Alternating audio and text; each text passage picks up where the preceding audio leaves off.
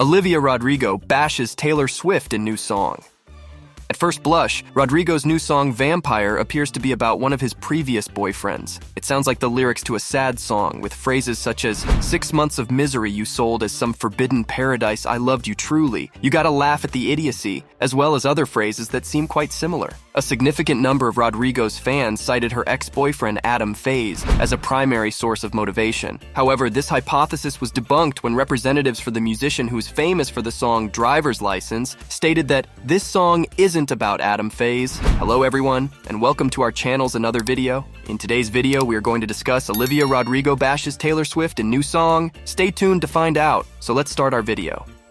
Given this information, there appears to be a growing agreement that this song is a diss track directed at Swift, whom Rodrigo previously cited as an inspiration. Swift served as an inspiration for this song. Through the use of the social media site Twitter, consumers expressed their concerns regarding the possibility of a competition taking place between two performances.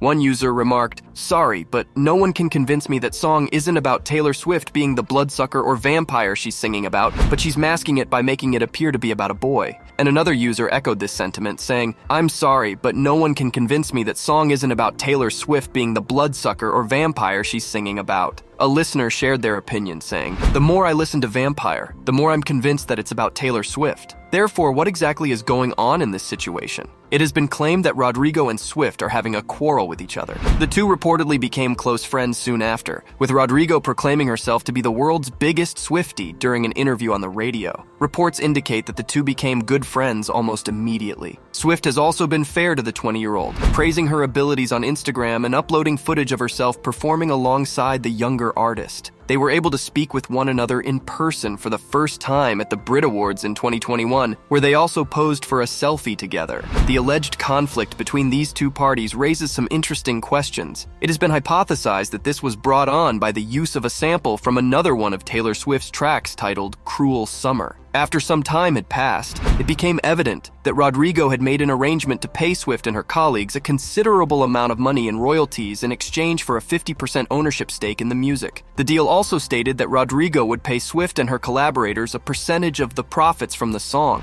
Rodrigo has talked in the past about mean females in the profession.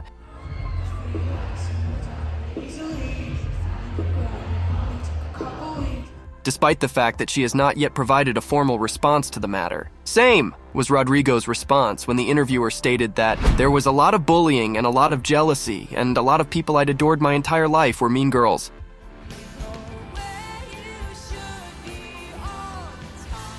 If you're liking this content so far, please consider subscribing and liking this video. Now let's continue.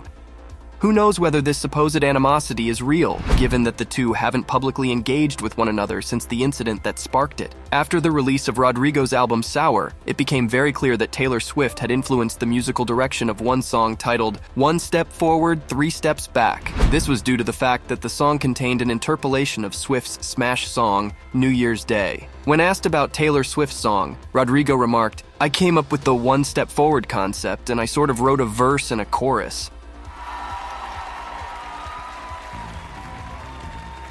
While I was riding in the passenger seat of the rental car on our vacation, I got the idea to sing it over the chords of New Year's Day when I got back to my house. Swift and her team gave their blessing, and she is given credit for singing on the track. However, fans noticed that Swift was also credited on Rodrigo's popular track, Deja Vu, a few weeks after the album was released. It has been suggested that this was caused by the interpolation of one of Taylor Swift's other singles, Cruel Summer. After some time had passed, it became clear that Rodrigo had reached an agreement to pay Swift and her collaborators a substantial amount of money in royalties in exchange for a 50% ownership stake in the music. Despite the fact that Rodrigo has not yet provided a formal response to the controversy, she has previously discussed mean females in the industry. Rodrigo reacted with, "Same," when the interviewer said, "There was a lot of bullying and a lot of jealousy, and a lot of people I'd adored my entire life were mean girls." Who knows whether this supposed animosity is real, given that the two haven't publicly engaged with one another since the incident that sparked it.